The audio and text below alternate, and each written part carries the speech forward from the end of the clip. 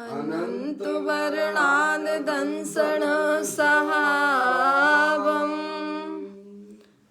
वोक्षामि नियम सारम केवली श्रुत केवली बलितम मकर अनंत उत्कृष्ट दर्शन ज्ञानमय जिन्नबी कहो नियम सार सुकेवली शुद्ध केवली पर कथित को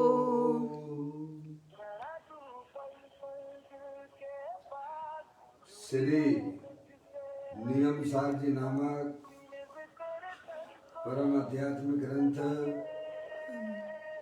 स्वाध्याय हेतु में विराजमान है। आज से 2000 वर्ष पहले इस महान पवित्र ग्रंथ की रचना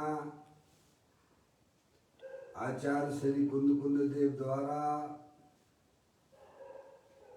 इसी पवित्र भूमि पर की गई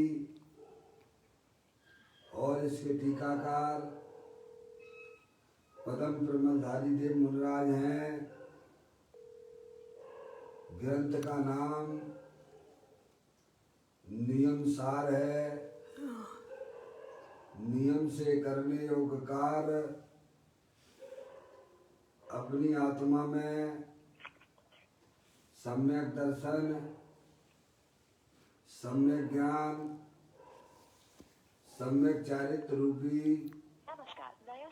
निर्मल पर्याय, पवित्र पर्याय, मोक्ष महारूपी पर्याय को प्रकट करना। क्योंकि वह पर्याय स्वयं ही सुख स्वरूप है और अनंत सुख का कारण भी है। अनादिकाल से हमारे आपके आत्मा में पर को अपना जानने वाली, पर को अपना मानने वाली, पर के साथ संबंध रखने वाली ऐसी मोराग देश रूपी अपवित्र रूप पर्याय, मलिन पर्याय प्रकट है, जो स्वयं दुख स्वरूप है। आप जिस व्यक्ति को कॉल कर रहे हैं वह उत्तर नहीं दे रहा है। ऐसी मोराग देश रूपी मलिन पर्याय का अपनी आत्मा में से उस पर्याय का अभाव करना और सम्यक दर्शन ज्ञान चारित्र रूपी निर्मल पर्याय, पवित्र पर्याय, मोक्ष रूपी पर्याय को प्रकट करना। ऐसे कार्य की प्राप्ति जिनवाणी माता के द्वारा अपने आत्मा के स्वरूप को पहचानना, अपनी जो आत्म वस्तु है वह परद्रव, प्रभाव और पर्याय से विभिन्न एकमात्र अखंड ज्ञान ज्योति स्वरूप है। ऐसे गायक प्रभु परमात्मा का माँ जनवाणी माता के द्वारा परिचय करके तत्पश्चात शरीर रागादि ये सब कर्मकृत वस्तुएं हैं। आप जिस व्यक्ति को कॉल कर रहे हैं इनका वह उत्तर नहीं दे रहा है। हमारे आत्मा के साथ में किसी भी प्रकार का कोई संबंध नहीं है। इस प्रकार सम्यक विज्ञान पूर्वक शरीर रागादि का लक्ष्य छोड़ के अंदर में जो अखंड ज्ञान ज्योति स्वरूप भगवान आत्मा है, उसमें ही अपनापन स्थापित करना, उसे ही निज रूप से जानना और उसमें ही अपनी वर्तमान पर्याय को मग्न कराना, उसे ही अर्यंत परमात्मा ने उसे धर्म कहा है। उसकी चर्चा आचार्य भगवंतों ने, मुनिराजों ने एक एक गाथा और उसकी टीका और कलश के माध्यम से हमें अपने आत्मा के स्वरूप को यहाँ समझाया है। देखिएगा, यह परम आध्यात्मिक ग्रंथ श्री नियम सार जी ग्रंथ का हम और आप यहाँ इसका स्वाध्याय कर रहे हैं, जिसका 6वां अधिकार चल रहा है, निश्चय प्रत्याख्यान अधिकार, जिसकी 105वें नंबर की गाथा यहाँ पर स्वाध्याय हेतु चल रही है। उसका प्रारंभिक पाठ करते हुए आचार्य भगवंतों के अभिप्राय को समझने का प्रयत्न हमारा आपका सबका हो। गाथा का पाठ करता हूँ। जो निष्कसाई दांत है, भयभीत है संसार से, व्यवसाय युत उस सूर्य को सुखमयी प्रत्याख्यान है। यहाँ पर आचार्य कुलकुल देव इस गाथा के माध्यम से जगत के समस्त जीवों को यह समझाना चाहते हैं कि जो आत्म वस्तु है निकषाय स्वरूप है, यानी वीतराग स्वरूप है। क्रोध मान माया लोभ, हास रति अरति, शोक भय जुगुप्सा, स्त्री वेद पुरुष वेद नपुंसक वेद, इन कसायों से मेरा भगवान आत्मा तीनों काल भिन्न है। तो निकषाय स्वरूप है, वितराग स्वरूप है, आनंद स्वरूप है।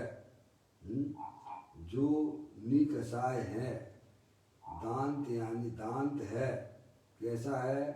पंच इंद्रिय के विषयों का दमन करने वाला है, कषायों का दमन करने वाला है। पंच इंद्रिय के यानी दांत का मतलब जिसने इंद्रियों का दमन किया है, किया हो, ऐसा है भगवान आत्मा, है ना? बोले नहीं आप? जिसने इंद्रियों को बस किया हो, ऐसा आत्मा का स्वभाव है। क्या? कैसे इंद्रियों को बस करें, कैसे इंद्रियों को बस करें, तो कह रहे उसका स्वभाव ही ऐसा है। पंच इंद्रियों को बस किया है, ऐसा आत्मा का अनादि अनंत स्वभाव है। और उन मुनिराजों ने जो है अपनी आत्मा में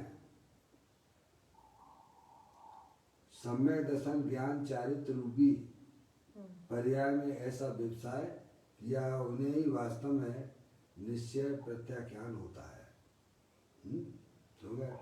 और वह निश्चय प्रत्याख्यान सुखमयी है, सुख स्वरूप है। देखिएगा, इस गाथा का और टीका का स्पष्टीकरण पूज्य गुरुदेव श्री के माध्यम से यहाँ अपन पढ़ रहे हैं। नियम सार प्रवचन चल रहा है, जिसका तीसरा भाग है। आप पेज नंबर 852 पर देखें, 852।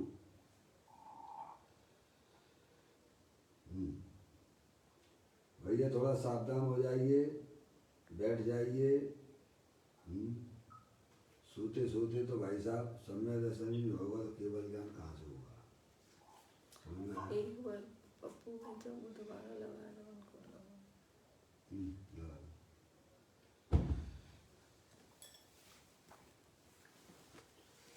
देखो, इस पंचम काल में संतों ने केवल ज्ञान का डंका पीटा है। समझ नहीं आप? कल यह बात आई थी कि जय धबला में भी यह बात आई है, द्रव्य के सन्मुख होकर मति ज्ञान ने जब उसका निर्णय किया तो उसमें केवल ज्ञान का निर्णय भी निशंक बने वर्तता यानी आ जाता है। क्या? द्रव्य के सन्मुख होकर मति ज्ञान ने जब उसका निर्णय किया। वर्तमान में अपने पास में मत शुद्ध ज्ञान है, जब यह ज्ञान आत्म सन्मुख होकर अनंत परमात्मा के द्वारा जो बताया गया तत्व है,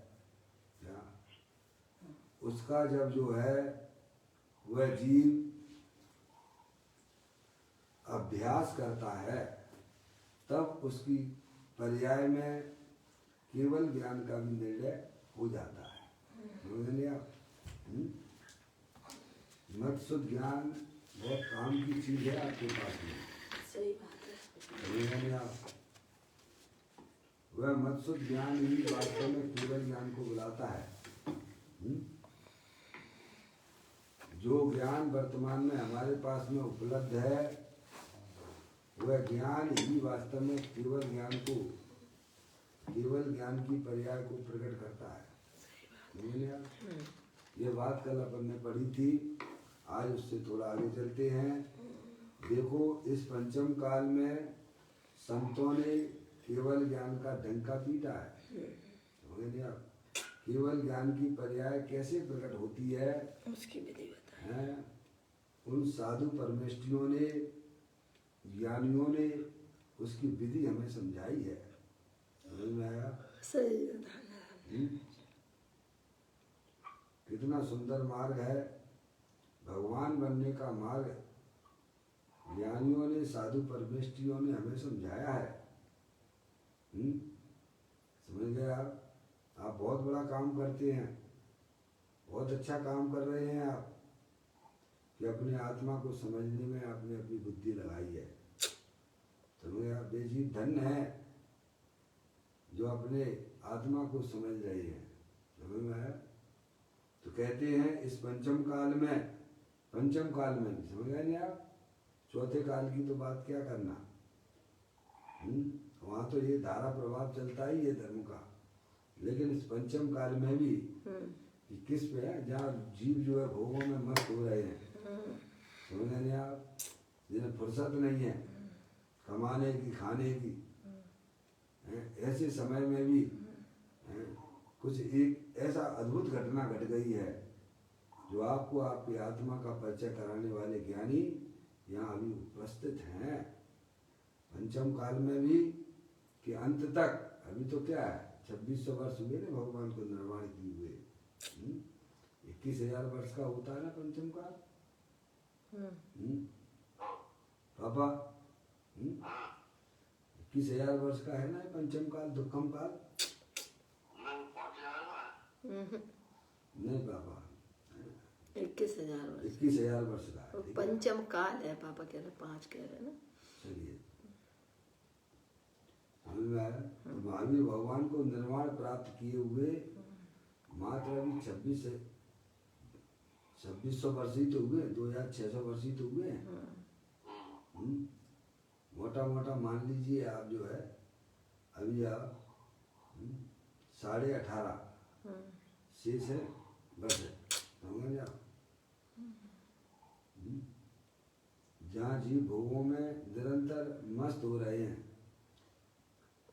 ऐसे समय में ज्ञानियों की इस प्रकार की घटना घट जाना एक अद्भुत चमत्कार ही है। कि केवल ज्ञान की पर्याय किस प्रकार से आत्मा परमात्मा हो जाता है, परमात्मा बन जाता है, उसकी बात ज्ञानी हमें समझाते हैं। तो कहते हैं इस पंचम काल में संतों ने केवल ज्ञान का डंका पीटा है। डंका पीटा यानी केवल ज्ञान पर्याय में किस प्रकार प्रकट हो सकता है, आत्मा पर्याय में परमात्मा कैसे हो सकता है, उसकी विधि, उसका उपाय आज आपको हमको सुनने को मिल रहा है। ये हमारा महान सौभाग्य का दिन समझना चाहिए। समझ में आ गई? ऐसे दिगंबर जैनी हैं भाई साहब, उन्हें कुछ ये सुनने को ही नहीं मिलता है। आपको हमको मिल रहा है, अपने आप को महान पुण्यवान समझना चाहिए। इस पंचम काल में संतों ने केवल ज्ञान का डंका पीटा है। केवल ज्ञान तो वर्तमान में है ही नहीं है। समझ नहीं आप? केवली के भगवान तो है नहीं आप। केवली भगवान का तो वर्तमान में अभाव ही चल रहा है। वो तो वहाँ मिलेंगे आपको महाविदय क्षेत्र में। यहाँ उनका अभाव ही है। केवल ज्ञान का तो वर्तमान में, केवल ज्ञान तो वर्तमान में है ही नहीं, तो फिर उसका निर्णय कैसे हो सकता है? ऐसा कोई आशंका करे, समझे आप? कि साहब वर्तमान में केवली भगवान तो है नहीं है, उसका हम निर्णय कैसे करें? तो उसको कहते हैं कोई आशंका करे तो उससे कहते हैं कि मत ज्ञान के द्वारा केवल ज्ञान का निसंदेह निर्णय आज भी हो सकता है। आप निर्णय नहीं कर सकते हो क्या? ये वर्तमान में आपके कमरे में जो प्रकाश आ रहा है, इससे भी बड़ा प्रकाश पावर वाला है। एसी आपके जो है एसी चलाते नहीं चलाते हैं? ऐसा निर्णय आप कर सकते हो कि नहीं कर सकते हो? कि आप जो है मान लीजिए 100 वाट का बल्ब जला रहे हैं, इससे 1000 वाट का 2000 वाट की भी लाइट का प्रयोग किया जा सकता है। समझ नहीं आप? क्योंकि ये प्रकाश कहाँ से आ रहा है? ये पावर हाउस में से आ रहा है। किस में से आ रहा है? समझ नहीं आप? ऐसे ही वर्तमान में जो हमारे पास में मत्सुत ज्ञान है, छोटा ज्ञान है, और इसमें से ही बड़ा ज्ञान भी ऐसे केवली भगवान है।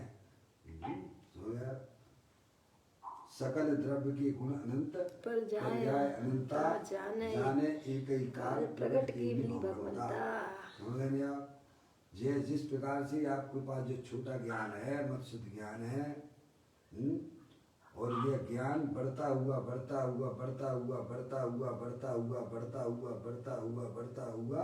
केवल ज्ञान में परिवर्तित हो जाता है। जैसे दूज का चंद्रमा होता है, वह बढ़ता पूर्ण चंद्रमा के रूप में प्रकट होता है कि नहीं होता है? यह निर्णय तो किया जा सकता है ना।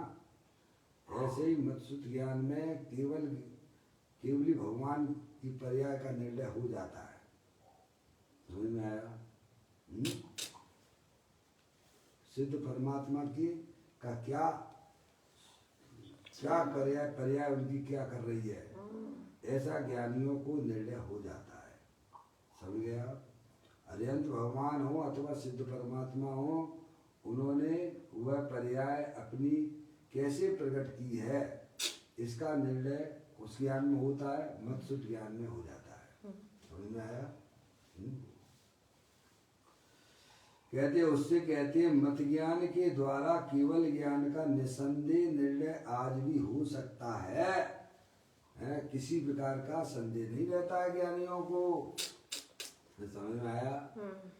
ऐसी कोई बात यह हमें ज्ञानी लोग समझाते हैं।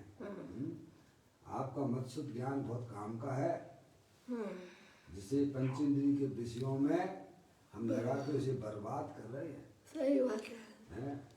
खाने पीने की व्यवस्थाएं तो अनादि काल से करते आ रहे हैं, उसमें क्या है? भाई साहब, वे तो फिर मिलेंगे आपको। चिंता की क्या बात है? अगर आत्मा को नहीं जाना, वे तो वहीं तो पड़े हुए हो।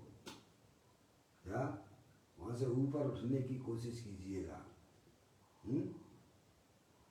अनादिकाल से उन पंचेंद्रिय के विषयों का लक्ष्य करके हमारे आत्मा में तकलीफ होती है, दुख होता है। समझ गया? उस दुख का निवारण किस प्रकार से हो, उसका ज्ञानी समझाते हैं। तो कहते हैं केवल ज्ञान तो वर्तमान में है ही नहीं, तो फिर उसका निर्णय कैसे हो सकता है? कोई ऐसी आशंका करे तो उससे कहते हैं कि मत ज्ञान के द्वारा केवल ज्ञान का निसंदेह यानी संदेह रहित निर्णय आज भी हो सकता है। क्या भाई साहब, आज भी हो सकता है, कोई काल बाधक नहीं। ये छोटा ज्ञान बड़ा ज्ञान कैसे हो जाता है, केवल ज्ञान कैसे हो जाता है, इसका निर्णय आज भी किया जा सकता है। भले ही केवल ज्ञान की पर्याय वर्तमान में प्रकट नहीं हो सकती, ये बात ठीक है, लेकिन केवल ज्ञान कैसे प्रकट किया जा सकता है इसका निर्णय तो किया जा सकता है ना। ये बताते हैं क्योंकि मत ज्ञान केवल ज्ञान का अंश है। हेतु क्या दिया?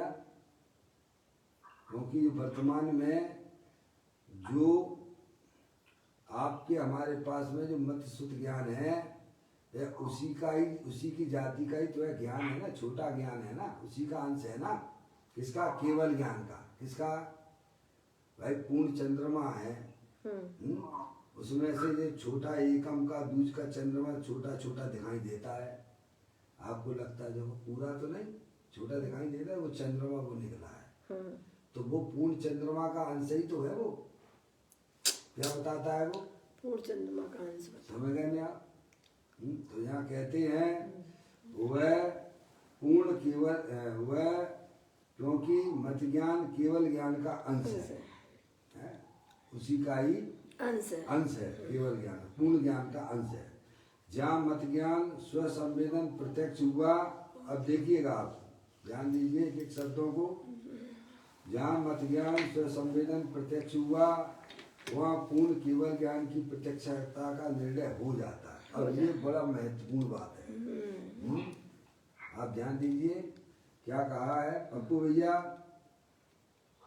जहाँ मत ज्ञान स्वसंवेदन प्रत्यक्ष हुआ, केवल ज्ञान का निर्णय कब होता है?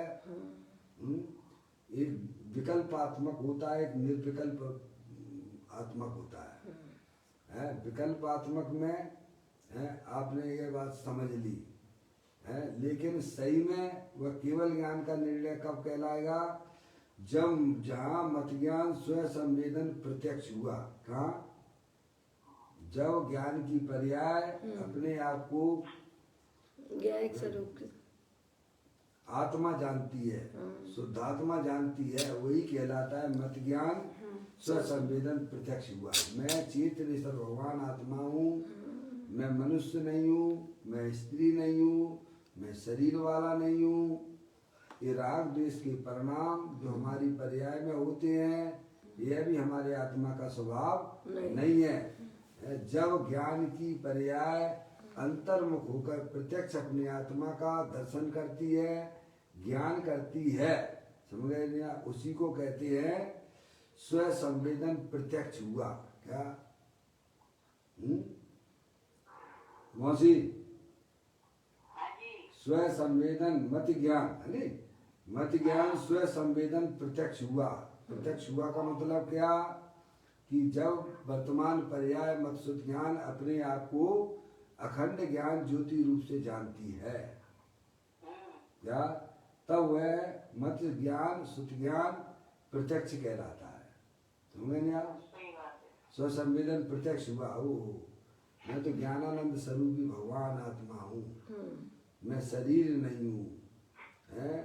ये रागादिक परिणतियाँ विभाग रूप परिणतियाँ है, ये भी मैं नहीं हूँ।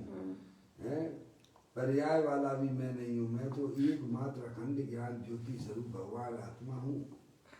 ऐसी पर्याय का मुख द्रव्य के सन्मुख होता है, उसी को स्वसंवेदन प्रत्यक्ष कहते हैं। समझ गए आप? जब पर्याय वैर मुक्ता छोड़ती हुई सम्यक वेद ज्ञान पूर्वक अपने ज्ञाय प्रभु परमात्मा के सन्मुख होती है, इसी को कहते जहाँ मति ज्ञान स्वसंवेदन प्रत्यक्ष हुआ, उसी को कहते हैं स्वसंवेदन प्रत्यक्ष हुआ। वहाँ पूर्ण केवल ज्ञान की प्रत्यक्षता का निर्णय हो जाता है। क्या? भगवान ने अपनी पर्याय में केवल ज्ञान ऐसे प्रकट किया। समझ में आया? सही निर्णय तो ये कहलाता है। जिस जीव ने अपने आप को आत्मा जाना, भले ही अभी उसकी पर्याय में केवल ज्ञान की प्राप्ति तो थोड़ा धीरे धीरे होती है भैया। कोई भी चीज होती है, मम्मी मम्मी पापा, कोई भी चीज होती है एकदम तो बड़ी नहीं हो जाती है। सही बात। आपने जो है जमीन में बीज डाला है, उपजाऊ जमीन में, तो एकदम वृक्ष हो जाता है क्या? नहीं। आपने बीज डाला तो पौधा उसमें से निकला। पहले तो आपको निर्णय होता है कि भाई साहब इस बीज में ही वास्तव में वृक्ष की उत्पत्ति होती है, बीज में ही शक्ति है वृक्ष बनने की। तब तो आप जो है उपजाऊ जमीन में बीज डालते हो ना, बोलो डालते हो कि नहीं डालते हो? आपको विश्वास है तभी तो आप उस बीज को उपजाऊ जमीन में डालते हो। लेकिन एकदम वृक्ष हो जाता है क्या? नहीं, धीरे धीरे होता है ना, समझ गए आप? और जैसे ही अंकुर फूट गया तो बस ये निर्णय हो गया कि अब ये वृक्ष बन जाएगा, समझ गए आप? ऐसे ही जब मत्सुत ज्ञान की पर्याय, भाई साहब एकदम तो केवल ज्ञान नहीं हो जाता, धीमे धीमे अभ्यास कर। जब वह पर्याय है भाई साहब अपने द्रव्य सन्मुख जो केवल ज्ञान का भंडार है, केवल ज्ञान की शक्तियों को रखे हुए है, समझ गए आप? जब वह मत्सुत ज्ञान की पर्याय अंतर्मुख होकर अपने को ज्ञायक प्रभु परमात्मा जानती है, तब उसमें जो अनंत शक्तियां द्रव्य के अंदर थी उनका पर्याय में अभिव्यक्ति हो जाती है। अब वह ज्ञानी जीव समझ चुका है कि अब अल्प काल में हमारी आत्मा में से केवल ज्ञान और सिद्ध पर्याय आने वाली है। सही बात है मौसी, हैं? समझ आया? तब उसको यह निर्णय हो जाता है कि अब हमारी पर्याय में भी अति शीघ्र केवल ज्ञान की उत्पत्ति होने वाली है, सिद्ध पर्याय भी आने वाली है। ऐसा निर्णय जब ज्ञान की पर्याय, मत्सुत ज्ञान की पर्याय आत्मा के सन्मुख होकर कार्य करती है तब उसे ये दिखाई देता है अब तो केवल ज्ञान तो बहुत जल्दी हमारी पर्याय में आने वाला है। अब उसे किसी प्रकार की कोई शंका नहीं रहती है, ऐसे निशंक रहते हैं जीव, सम्यक दृष्टि जीव, समझ गए आप? देखिए पप्पू भैया बहुत सुंदर बात है भाई। जहाँ मत ज्ञान स्वसंवेदन प्रत्यक्ष हुआ वहाँ पूर्ण केवल ज्ञान की प्रत्यक्षता का निर्णय हो जाता है, समझ गए आप? परिवार में निर्णय हो जाता है कि अब हमारे अल्पकाल में ऐसा केवल ज्ञान की पर्याय आने वाली है, समझ गया पापा? कितना सुंदर काम हो जाता है भाई। अंश प्रत्यक्ष हो जाए और अंशी का निर्णय ना हो सके ऐसा नहीं बनता है। क्या अंश प्रकट हो जाए भैया हमें तो सम्यक दर्शन हो गया है? और केवल ज्ञान पता नहीं कब होगा, होगा कि नहीं होगा, ऐसी कुछ शंका ज्ञानियों को नहीं होती है। सही बात है। समझ गया? तो तुम्हें अभी सम्यक दर्शन की भी खबर नहीं है, समझ में आया? क्या अंश प्रकट हो जाए और अंशी का निर्णय ना हो सके, अंशी यानी ध्रुव, त्रिकालिक ध्रुव भगवान आत्मा का निर्णय है, समझ गए आप? आत्मा का निर्णय हुए बिना अंश की भी उत्पत्ति नहीं होती है। क्या कहा? और जिसको अंश प्रकट हो गया है कहने भाई साहब आत्मा हम जानते नहीं है, यह बात चल सकती नहीं है, समझ में आई? अंश प्रत्यक्ष हो जाए और अंशी का निर्णय ना हो सके ऐसा नहीं बनता है? उसका प्रमाण ज्ञान भी सच्चा ज्ञान नहीं कहलाता है, क्योंकि वह अंश अंशी का ही तो है ना। अंश से अंशी का ही है, अंशी का ही तो है ना। जो ज्ञान है वो आत्मा का ही तो है। केवल ज्ञान होने पर ही केवल ज्ञान का निर्णय हो सकता है। केवल ज्ञान होने पर ही केवल ज्ञान का निर्णय हो सकता है। ऐसी छदमस्त के ज्ञान में केवल ज्ञान का निर्णय नहीं हो सकता है। केवल ज्ञान होगा तभी केवल ज्ञान का निर्णय होगा। भाई साहब ऐसा नहीं है, समझे। छदमस्त जीव को जब केवल ज्ञान की पर्याय नहीं है, उसी समय भाई साहब केवल ज्ञान का निर्णय हो जाता है। छदमस्त जीवों को हो जाता है, ऐसा नहीं केवल भगवान को जब केवल ज्ञान होगा तभी केवल ज्ञान का निर्णय होता है, ऐसी बात नहीं है। समझ गए आप। छदमस्त जीवों को, वेद विज्ञानियों को ऐसा निर्णय हो जाता है कि भाई साहब केवल ज्ञान की पर्याय हमारे द्रव्य के अंदर शक्ति रूप से विद्यमान है, उसमें से ही केवल ज्ञान की पर्याय अब निकला करेंगी। समझ में आया? समझ में आया? ऐसा उसको छदमस्त जीवों को, वेद विज्ञानियों को यह निर्णय हो जाता है। केवल ज्ञान होगा तब निर्णय होगा, ऐसी बात नहीं है। समझ नहीं आप। पहले ही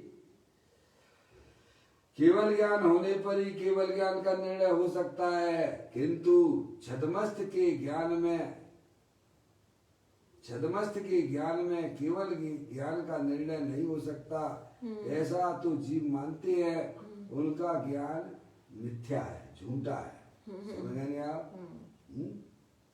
ये बात उन्होंने हमें समझाई। फिर आगे चलते हैं। अंश के निर्णय में अंशी का निर्णय आ ही जाता है। क्या कहा?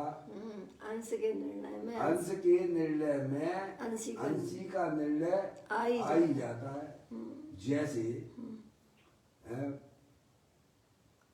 पानी के अंदर हाथी है और उसकी सूंड देखी आपने, तो आपको पूरा उसके हाथी का ज्ञान होता है कि नहीं होता है? होता है। अरे बोलो। होता है।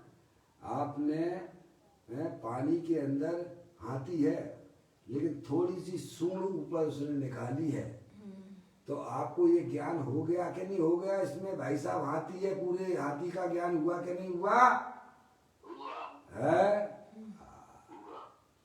ऐसे ही मत्सुत ज्ञान देखा तो भाई साहब ये निर्णय हो जाता है, ये ज्ञान का भंडार अंदर पड़ा हुआ है।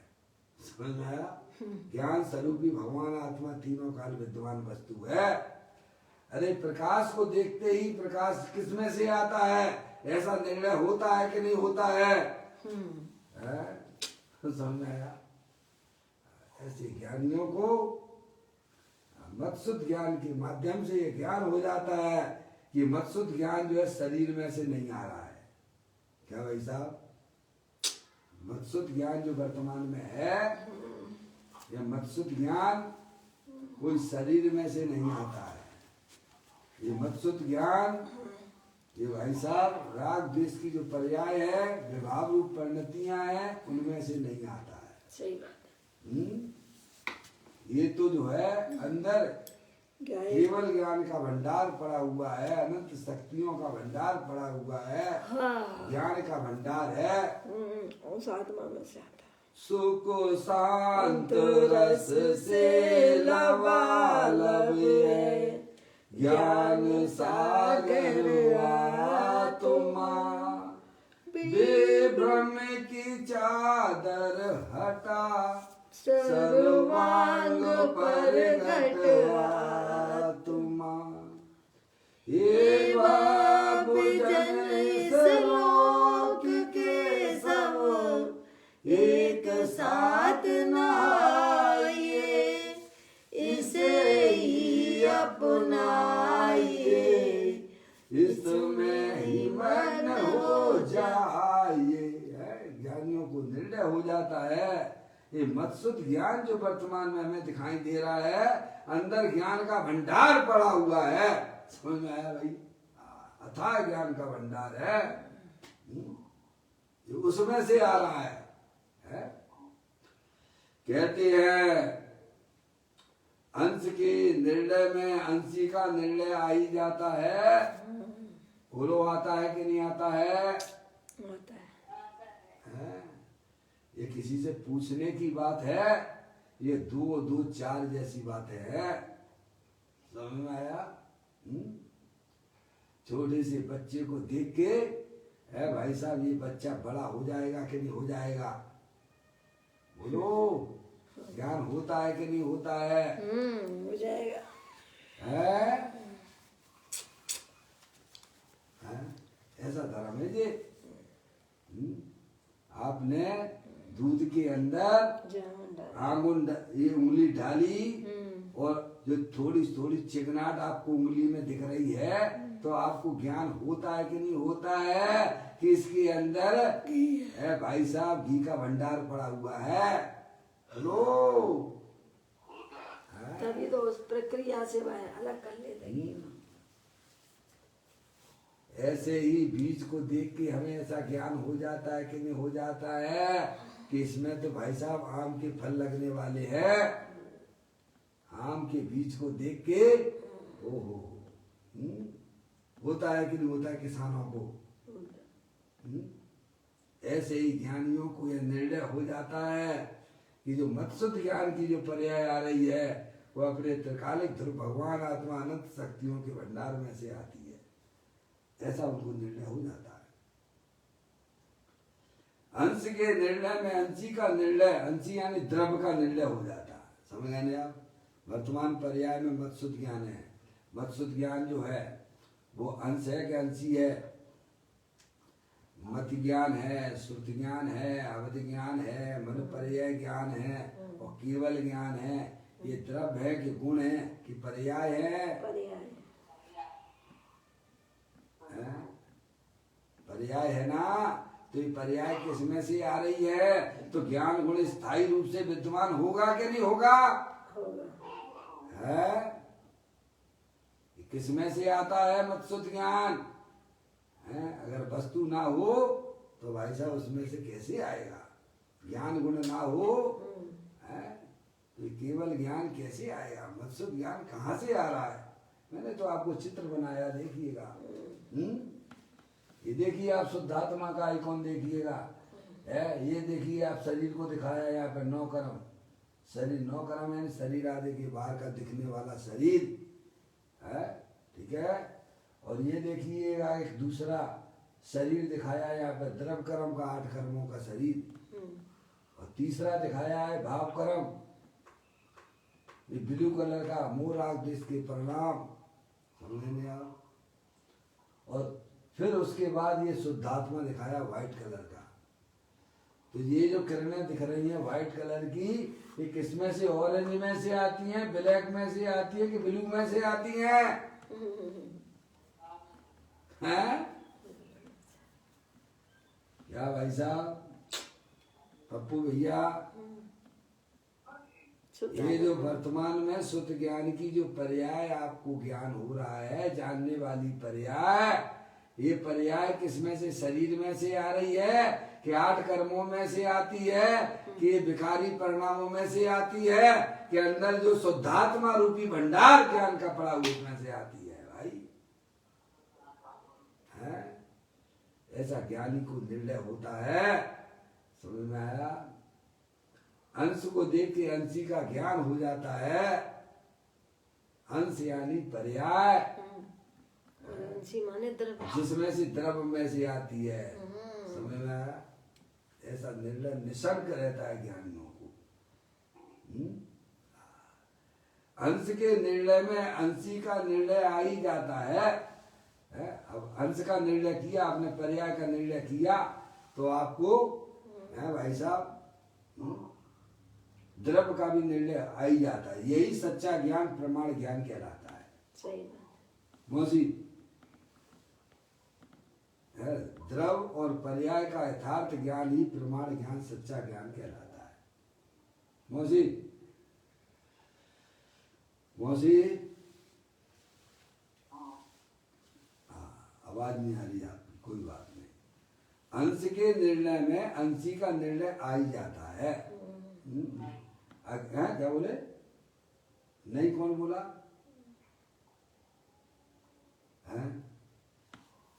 यानी पर्याय, अज्ञानी जीव को वास्तव में पर्याय का भी निर्णय नहीं है। तो द्रव का निर्णय कहाँ से होगा? सही बात है। समझ में आया? तो कछु निर्णय नहीं है, बिना निर्णय की गाड़ी चल रही है। पप्पू भैया, पापा क्यों भैया सब सो गए क्या दोबारा से? हाँ तो बस थोड़ी आवाज देते रहो भाई। हैं? ड्राइवर के पास वही बैठता है। हाँ अगर वो सोने वाला बैठ गया तो ड्राइवर तो फिर सो जाएगा। पर्याय का निर्णय भी वास्तव में ज्ञानियों को होता है, अज्ञानियों को पर्याय का भी निर्णय नहीं है। जिसे पर्याय का निर्णय होता है उसे द्रव्य का भी निर्णय हो जाता है, ये बता रहे हैं।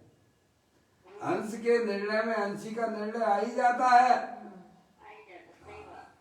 ऐसी सुंदर बात है भाई। द्रव्य का निर्णय हो जाता है भाई साहब। ये पर्याय किसकी है? इसीलिए योगेंद्र महाराज ने योग सार ग्रंथ में बड़ी सुंदर बात लिखी है, 14वें नंबर की गाथा में। ये योगी परिणामों में ही बंध है, परिणामों में ही मुक्ति है। इसीलिए परिणामों को पहचान। किसको पहचान? परिणाम को जिसने पहचान लिया उसको द्रव्य का निर्णय हो जाता है। क्या? क्योंकि परिणाम के बिना कोई द्रव्य होता नहीं है। समझ में आया? अंश के निर्णय में अंशी का निर्णय आ ही जाता है। छदमस्त को मत ज्ञान स्वसंवेदन प्रत्यक्ष हुआ, यानी छदमस्त जीव है, ज्ञानी जीव है, उसकी जब मतसुत ज्ञान की पर्याय अपने द्रव्य का अनुकरण करती है तब उसे केवल ज्ञान का भी निर्णय हो जाता है। छदमस्त को मत ज्ञान स्वसंवेदन प्रत्यक्ष हुआ, उसे पूर्ण प्रत्यक्ष केवल ज्ञान का निर्णय हो जाता है। अंशी के निर्णय बिना वह अंश किसका है? यह निर्णय कहाँ से हुआ?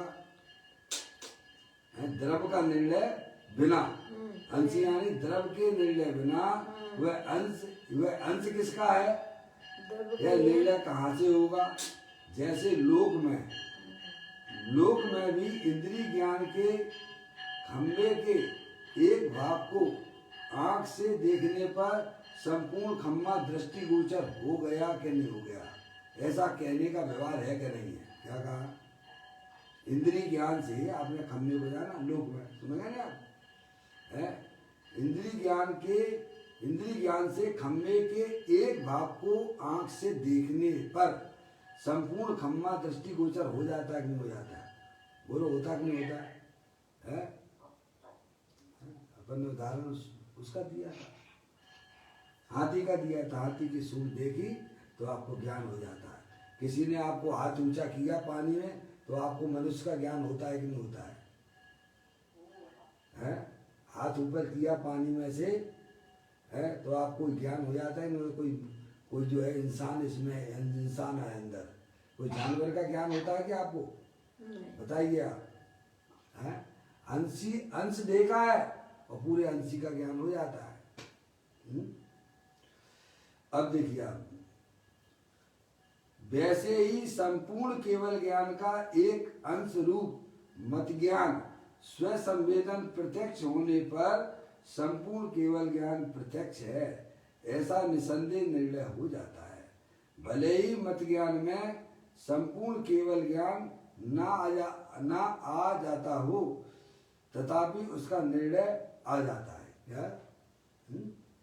भले ही मत ज्ञान में संपूर्ण केवल ज्ञान ना आ जाता हो, नहीं आता हो, संपूर्ण नहीं आ पाता, लेकिन उसका निर्णय तो आ ही जाता है।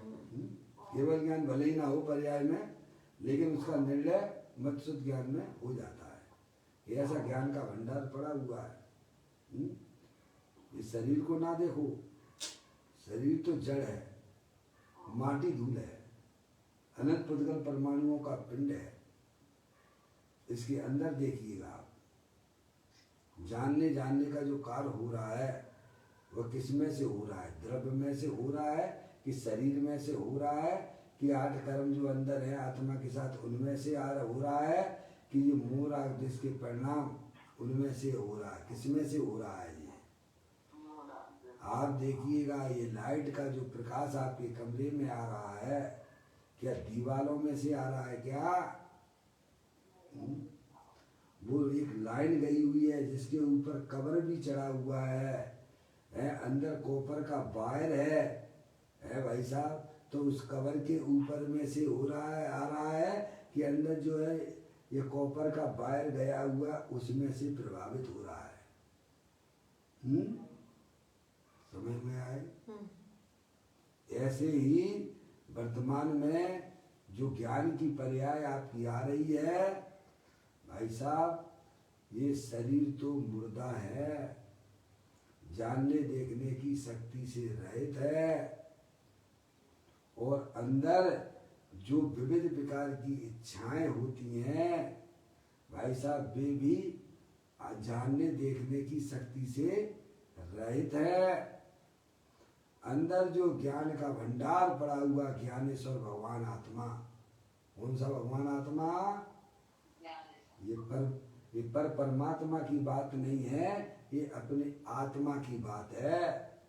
इस शरीर में और राग के पीछे ज्ञानेश्वर भगवान आत्मा विराजमान है, ये उसमें से मत्सुत ज्ञान आ रहा है और उसी में से केवल ज्ञान आएगा। सही बात। ऐसा ज्ञानियों को निर्णय हो जाता है। समझ में आया? गजब है। अध्यात्म कितनी बढ़िया चीज है बोलो। इसीलिए अध्यात्म विद्या को सर्वश्रेष्ठ विद्या कही गई है। क्या सर्वश्रेष्ठ विद्याओं में जो है कला 72 पुरुष की, तामे 2 सरदार, एक जीव की जीविका और एक जीव उद्धार। समझ रहे आप? जीव की जीविका की भी आपको चिंता करने की जरूरत नहीं है। अगर आप धर्म के कार्य में लगे हुए हो तो आपको ये ठाट बाट पुण्य के तो आपको सहज में मिल जाएंगे, चिंता ही नहीं करना। समझ में आया भैया? थोड़ा पेशेंस रखिए, भगवान की बात पर विश्वास कीजिए, हैं? समझ में आया भैया? जैसे किसान जो है गेहूं की खेती करता है तो भूसे के लिए है, भूसे के लिए क्या वो चिंता करेगा क्या? नहीं, वो तो सहज में मिलेगा उसको। समझ में? ऐसे ही धर्मात्मा जीव अपनी आराधना में आगे बढ़ते हैं तो पुण्य तो उसके पीछे पीछे भागता है। दुनिया पुण्य के पीछे भागती है, ज्ञानी अपने आत्मा के पीछे भागता है। दोनों में अंतर बहुत है। जमीन आसमान का अंतर है। उसे आत्मा भी मिलता है और पुण्य के ठाट बाट भी उसे मिलते हैं। चाहता नहीं है और मिलते हैं ढेर और ढेर। अरे चाहने वाले को कुछ नहीं मिलता है। बिन मांगे मोती मिले, मांगे मिले ना भीख। मोसी बिन मांगे मोती मिले, मांगे मिले ना भीख। समझ गए नहीं आप? इसलिए मांगने की दृष्टि छोड़ दीजिएगा। तुम भिखारी नहीं हो, तुम परमात्मा हो भाई।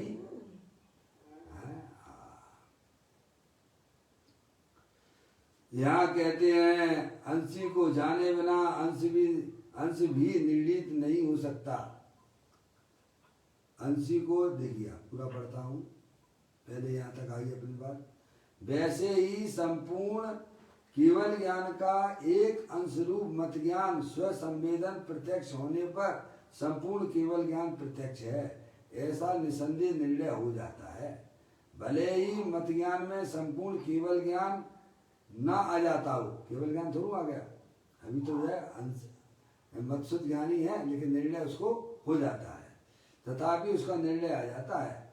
अंशी को जाने बिना, अंशी यानी द्रव्य को, अंशी यानी द्रव्य को, मत्सुत ज्ञान किसमें से आता है? ऐसे द्रव्य को अंशी को जाने बिना अंश भी निर्णीत नहीं हो सकता है। समझ गए आप?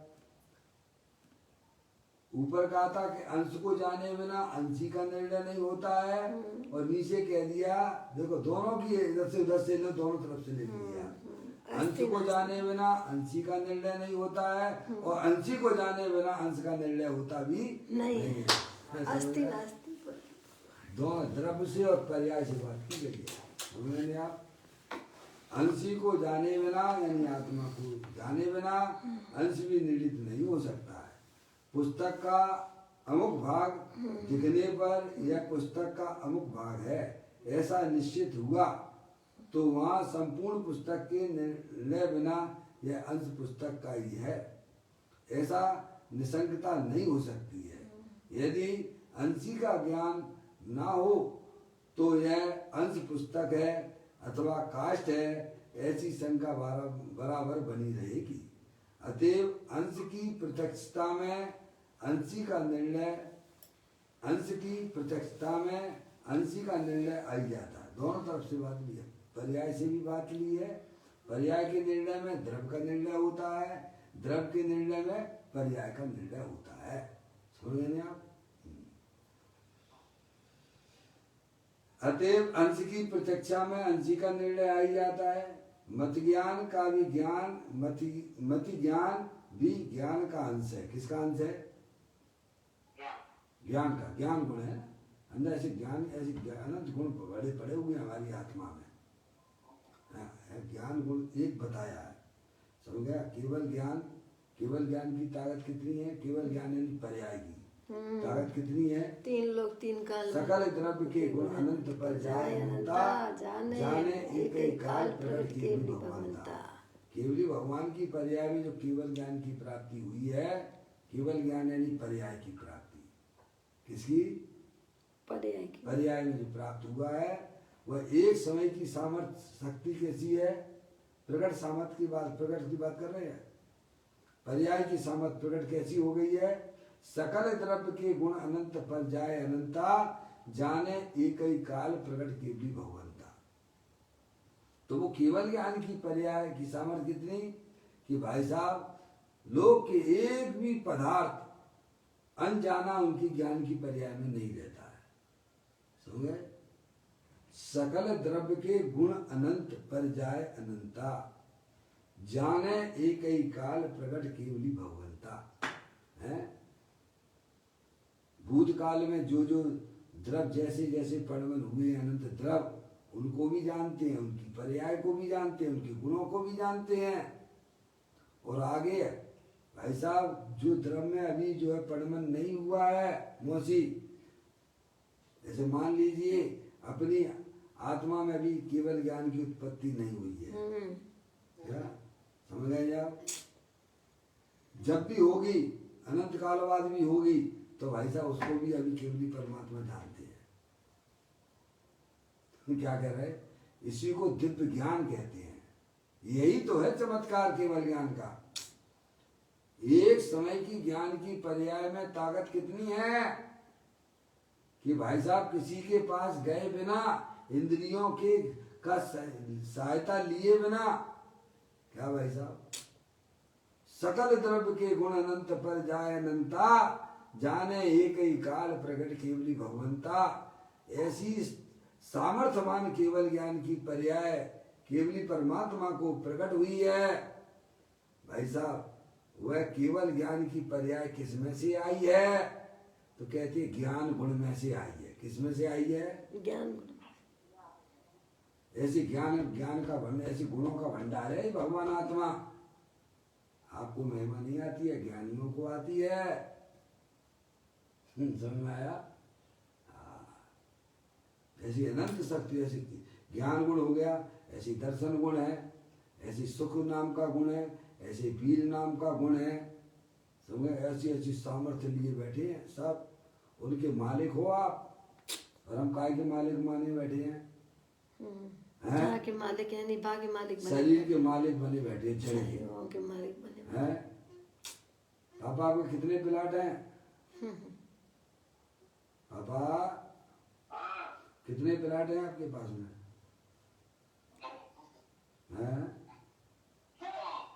इनकम टैक्स वाला नहीं आएगा, चिंता मत करना। मैं चौड़ा गली सकड़ी हो जाती है। 2 4 5 प्लाट पड़े हों उसके पास में, मुखान हो और दुकान हो भाई साहब, मैं चोला घरी सगड़ी पर कितने दिन की? 4 दिन की है 4 दिन की भी नहीं है। कोरोना के काल में तो ये भी मत सोचना कि 4 दिन। समझ में आया? समझ आया? अज्ञानी जीव भारी जड़ पदार्थों का मालिक बना बैठा है, पर उसका मालिक हो नहीं पाएगा। तो शरीर का ही मालिक नहीं है, तू तो अनंत शक्तियों के भंडार का मालिक है। काय का है मालिक है? अरे ज्ञान की पर्याय जिसमें से केवल ज्ञान की पर्याय एक समय की इतनी सामर्थ्य वाली है, वह किसमें से आई है? तो ज्ञान गुण में से आई है। ज्ञान गुण हमेशा रहता है, केवल ज्ञान रूपी पर्याय का स्वभाव तो हर समय भाई साहब वह उत्पन्न विध्वंसी है। वह भी ऐसा स्थायी तत्व दे देवल विराजमान है। ज्ञानियों को उसकी दृष्टि रहती है, उसका ज्ञान बढ़ता रहता है, इसीलिए उनकी पर्याय में ताजगी बनी रहती है। सुमर सुमर अब हंसेंगे, अब नहीं भूलेंगे। क्या भाई समझना है मम्मी? ऐसी पर्याय में लालामी रहती है ज्ञानी जीवों की। निरंतर अपडेट करते रहते हैं, निरंतर अपडेट चलता है उनकी पर्याय में। भाषा माल नहीं खाते हैं ज्ञानी, भाषा माल नहीं खाते हैं। भाषा का मतलब है जिस पर नई नई पर्यायों का भोग करते हैं। समझ में आया भाई साहब? आपको भी तो नया नया भोजन वही का वही खा तो अच्छा लगता है क्या? आज अपन ने भाई साहब बाटियां बनाई है, तो कल जो है रोटी बनाओ, और कल जो है फिर दूसरे दिन जो है ऐसा में डोसा बनाओ, इडली बनाओ।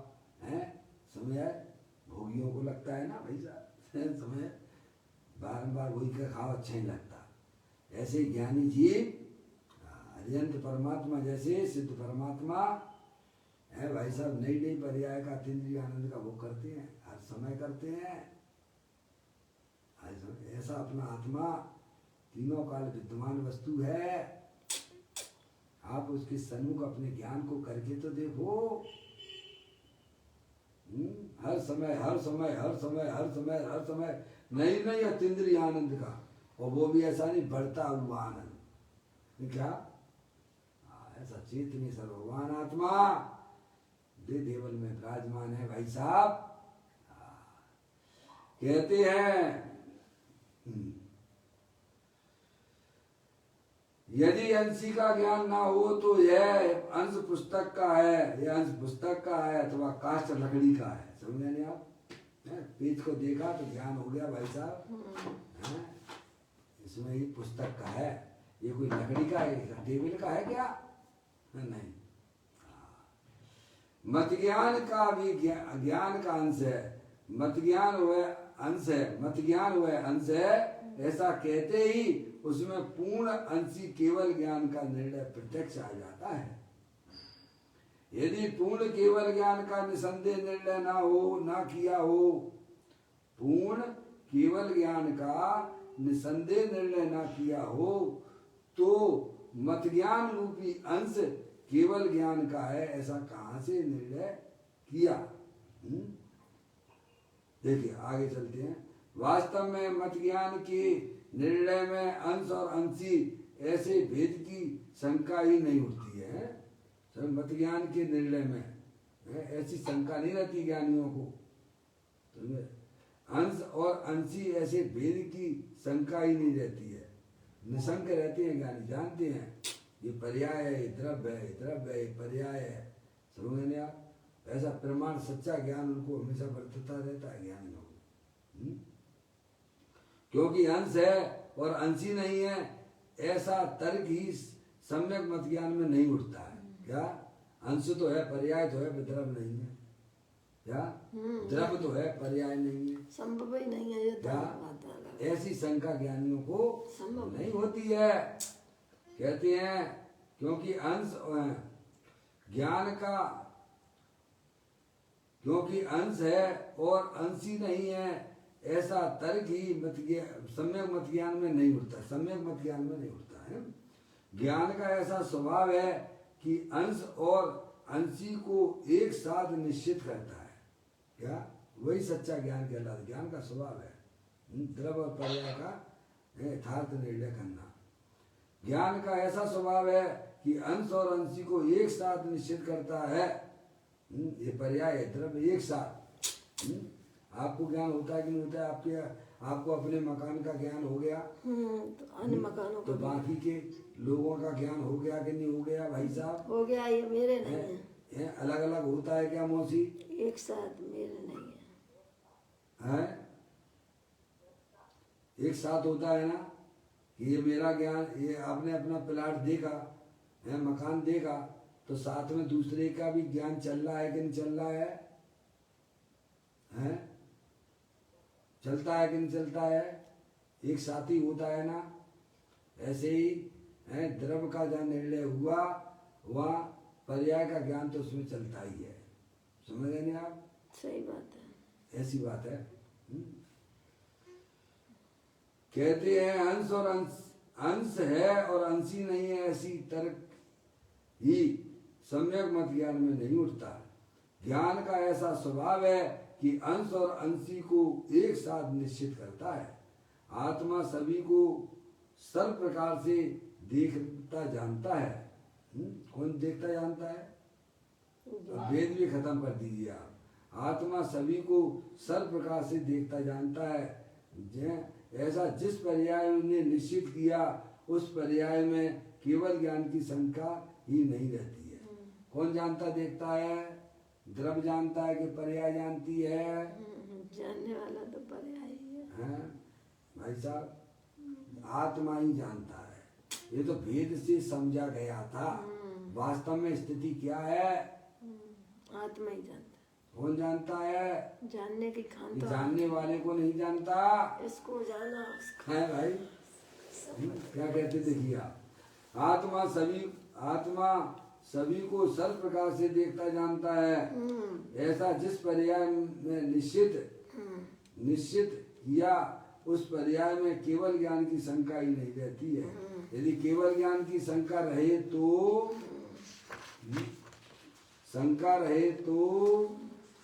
समझ लो कि उस पर्याय में आत्मा के ज्ञान स्वभाव का ही स्वीकार नहीं किया है। यदि केवल ज्ञान की शंका रहे तो समझ लो कि उस पर्याय ने आत्मा के ज्ञान स्वभाव का ही स्वीकार नहीं किया। उसे स्वीकार किए बिना मत ज्ञान अंश का भी निर्णय नहीं होता है। देव शास्त्र गुरु क्या कहते हैं इसका भी निर्णय नहीं होता है। यदि मत ज्ञान में पूर्ण का निर्णय ना आवे तो वह मत ज्ञान किसकी तरफ बढ़ेगा? मत ज्ञान जो स्वसन्मुख होता है उसको भाई साहब अपने आत्मा का भी ज्ञान हुआ, द्रव्य स्वभाव का भी ज्ञान हुआ और देव शास्त्र गुरु का भी ज्ञान हो गया। क्या हो गया? कि देव हमारे कैसे होते हैं, गुरु हमारे कैसे होते हैं। मम्मी,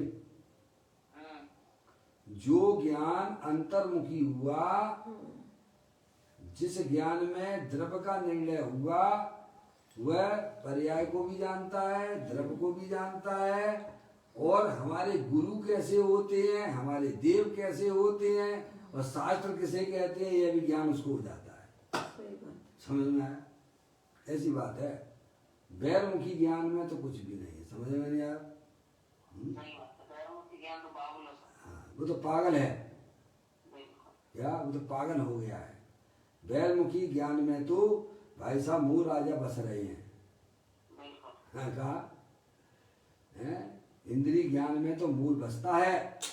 ये लड़का मेरा है, लड़की मेरी है, ये दुकान मेरा है, रुपया पैसा मेरा है। ये ज्ञान है। वो ज्ञान वास्तविक ज्ञान नहीं है क्योंकि उसमें मोह राजा बसता है। अतीन्द्रिय ज्ञान में वो अतीन्द्रिय ज्ञान की क्या बात कहना। जो पर्याय अपने द्रव्य के सन्मुख हो गई है भाई साहब उसको अपनी पर्याय का भी ज्ञान कहा हुआ, उसे अपने द्रव्य का भी ज्ञान हुआ, उसे देव कैसे होते हैं, अनंत परमात्मा कैसे होते हैं, उनका जीवन कैसा चल रहा है ऐसा भी उसे ज्ञान हुआ और हमारे गुरु क्या करते हैं, गुरु क्या कर रहे हैं, गुरु की पर्याय में क्या चल रहा है, ये इसमें ज्ञान हो गया। और शास्त्र किसे कहते हैं, है भाई साहब, ऐसा भी उसको ज्ञान हो जाता है।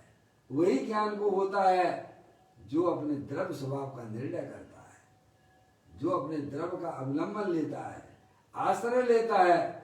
समझ गया भाई साहब? ऐसी कोई बात है? हाँ, ज्ञान का भंडार है भाई साहब। उसे स्वीकार किए बिना, देखिए आप, उसे स्वीकार किए बिना मत ज्ञान अंश का भी निर्णय नहीं होता है? और देव सास गुरु क्या कहते हैं इसका भी निर्णय नहीं होता है। यदि मत ज्ञान में पूर्ण का निर्णय ना आवे तो वह मत ज्ञान किसकी तरफ बढ़ेगा, बताओ हैं? कैसे हैं? क्या करोगे भाई साहब? उसे निर्णय हो जाता, पुरुषार्थ उसे क्या दिखेगा? ये पुरुषार्थ नहीं देखता है। अंदर अंदर भाई साहब शुद्धता की वृद्धि करते रहना। समझ गए आप?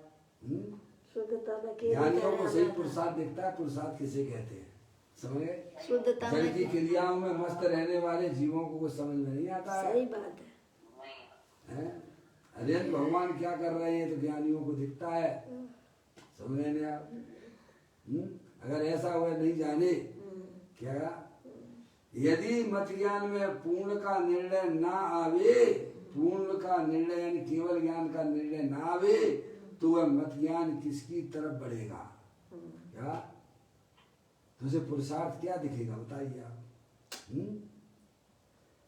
उसे दिखता है ज्ञान, ये है कमाई, वास्तविक कमाई ये है कि अपनी पर्याय में निर्मलता के ढेर इकट्ठे करते रहना।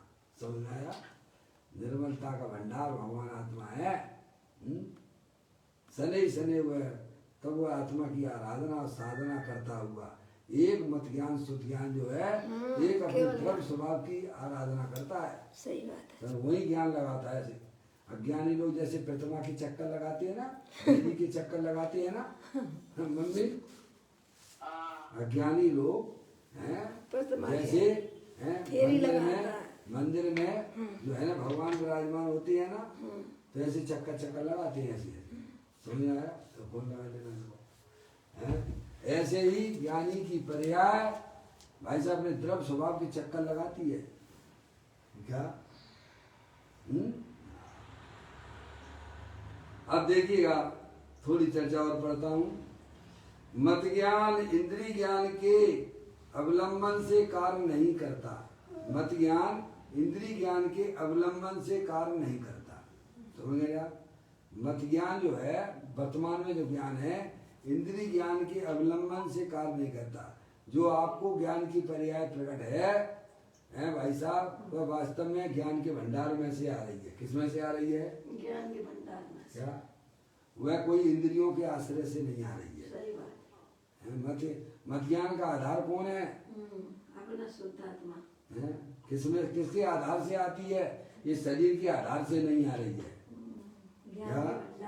है अंदर में 8 कर्म है, उनके आश्रय से भी नहीं आ रहा है। रागादिक प्रणतियां हैं, उनमें से भी नहीं आ रहा है, क्योंकि वे तो खुद ही सूरदास है। सही बात है क्या भाई? मत ज्ञान जो आ रहा है उसका आधार कौन है? पापा, ये किसमें से आता है? ये बिजली का प्रकाश जो आपके कमरे में आ रहा है वो किसमें से आता है? ऐसे ज्ञानी जीवों को निर्णय होता है कि वर्तमान में जो मत शुद्ध ज्ञान हमारी पर्याय में दिख रहा है उसका आधार इंद्रियां नहीं है, शरीर नहीं है, उसका आधार तो अपना चेतन भगवान आत्मा है, अनंत शक्तियों के भंडार वाला है। ऐसा ज्ञानियों को निर्णय होता है। मत ज्ञान इंद्रिय ज्ञान के अवलंबन से कार्य नहीं करता है। वही सच्चा ज्ञान है। इंद्रिय ज्ञान अलग है। इंद्रिय ज्ञान जो है, जो इंद्रियों के माध्यम से होने वाला ज्ञान, वह वास्तव में ज्ञान ही नहीं है। एक तो पुस्तक ही लिख दी गई है आपके यहाँ। तो ज्ञान मौसी आपने तो पढ़ी होगी ना, उस पुस्तक का नाम है वो मम्मी क्या है? इंद्रिय ज्ञान ज्ञान मति। मम्मी आवाज आ रही है? मम्मी, पापा, पापा, मौसी। लोग सोचते होंगे कि सब रिश्तेदार ही रिश्तेदार है क्या? अरे हमारे तो सभी रिश्तेदार हैं भाई साहब, हैं सब हमारे साधर्मी है, सब आत्माएं हमारे साधर्मी है। समझ में आया? मौसी, अरे भाई सो गए क्या? पप्पू भैया, पप्पू भैया, चलिए समय भी हो गया, जागने का समय था, सो रहे कोई बात नहीं। हाँ तो मैं थोड़ी आवाज देता तो मेरे को प्रश्न पूछना होता है ना, इसीलिए पूछता हूँ मैं। आपने पुस्तक पढ़ी है इंद्रिय ज्ञान ज्ञान न थी? पुस्तक देखी है आपने? पढ़ी नहीं। समझ में आया? इंद्रिय ज्ञान ज्ञान न थी, इंद्रिय ज्ञान वास्तव में ज्ञान ही नहीं है। क्या? जो ज्ञान इंद्रियों की सहायता से हो रहा है वो वास्तव में ज्ञान ही नहीं है। उस ज्ञान में तो मूल राजा बसती है। सच्चा ज्ञान तो वही है जो अपने द्रव्य के आश्रय से है, वही सब वास्तविक ज्ञान है। कहते हैं मत ज्ञान इंद्रिय ज्ञान के अवलंबन से कार्य नहीं करता, वह तो सामान्य के आश्रय से ही कार्य करता है। सामान्य द्रव्य स्वभाव, किसके आश्रय से? द्रव्य स्वभाव, सामान्य द्रव्य स्वभाव के आश्रय से कार्य करता है। यदि इंद्रियों से मत ज्ञान होता हो तो सामान्य का विशेष ही नहीं रहा। इसीलिए सामान्य में से ही विशेष होता है? अगर सामान्य ना हो तो विशेष कहां से होगा बताइए आप? पप्पू भैया, सामान्य विशेषात्मक वस्तु है ना? तो कहते हैं सामान्य में से ही विशेष होता है, सामान्य के आश्रय से ही मत ज्ञान कार्य करता है। अंतर्मुखी मत ज्ञान में केवल ज्ञान की शंका नहीं रहती, अंश में संपूर्ण का निर्णय हो जाता है। मति ज्ञान स्वयं ज्ञान का अंश है, उस अंश द्वारा संपूर्ण अंशी का निर्णय हुआ है। उस निर्णय में अमुक अंश प्रत्यक्ष है और अमुक परोक्ष है, ऐसा भेद नहीं रहता है। वहां वैसा भेद भी खत्म हो जाता है। पर्याय स्वयं द्रव और पर्याय के भेद ही खत्म हो जाते हैं। समझे आप? जानने वाला बस एक अखंड ज्ञान ज्योति ही वहां रहती है। अनुभव के काल में ज्ञान का सर्व को जानने का स्वभाव है, ऐसा जहाँ मति ज्ञान ने अंतर्मुख होकर निर्णय किया, वहां उसमें से केवल ज्ञान की संख्या नहीं रहती।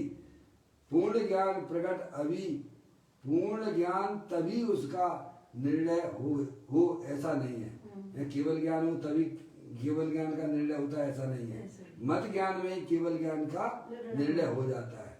साधक को अंश में अंशी का निर्णय नियम से होता ही है। साधक को जो अपनी आत्मा की आराधना साधना करने वाले ऐसे ज्ञानी जीव होते हैं, उनको अंश में अंशी का निर्णय नियम से ही होता है। समझ लें आप? अब देखिएगा, थोड़ा सा और पढ़ देता हूँ। मैं सबको देखने जानने वाला स्वसंवेद आत्मा हूँ, ऐसा जहाँ मत ज्ञान ने निर्णय किया, वहाँ उस मत ज्ञान में केवल ज्ञान का निसंदेह निर्णय आ जाता है। मति शुद्ध ज्ञान को अंतर में लगाकर आत्म स्वभाव को पहचान कर उसमें लीन होने वाले पुरुषों को प्रत्याख्यान होता है। किनको होता है? अब प्रत्याख्यान, प्रत्याख्यान चल रहा है अपना नियम सार का अधिकार प्रत्याख्यान का है ना। तो प्रत्याख्यान कैसे होता है? मति शुद्ध ज्ञान को अंतर में लगाकर है, आत्म स्वभाव को पहचान कर। क्या मत शुद्ध ज्ञान को कहाँ लगाना? अरे जिसका है उसको दे दो ना प्रभु। किसका है? द्रव्य का है तो वहीं पे लगा दो। है ये सबसे बढ़िया इन्वेस्टमेंट है आपका, है ना। केवल ज्ञान की पर्याय परमात्म दशा प्रकट करनी है तो जो मत शुद्ध ज्ञान का जो पर्याय है उसे जो द्रव्य का है, किसका है? स्वभाव का है, उसमें उसको लगा दो।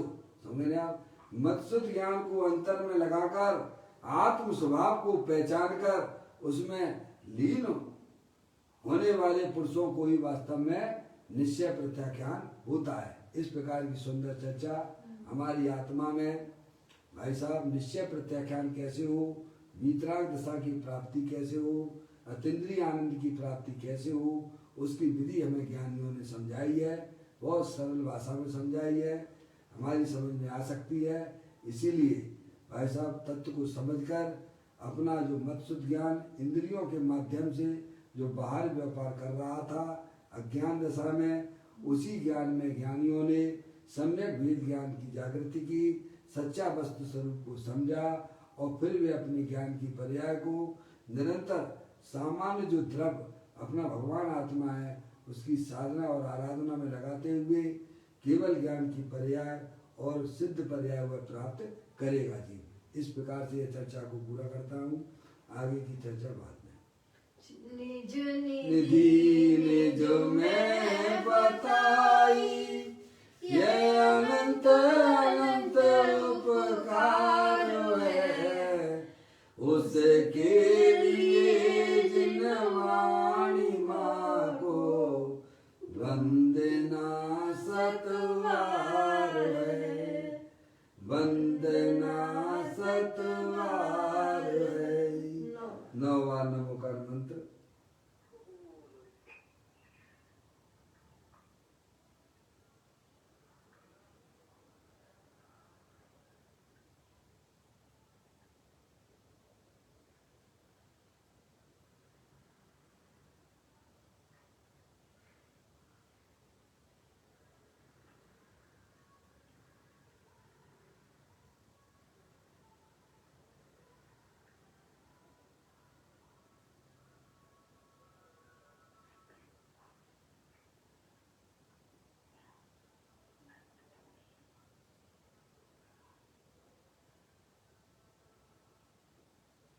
गुरु ध्वत्सांग जनवाणी माता की जय, महान जैन धर्म की जय। सभी साधर्मी आत्मार्थी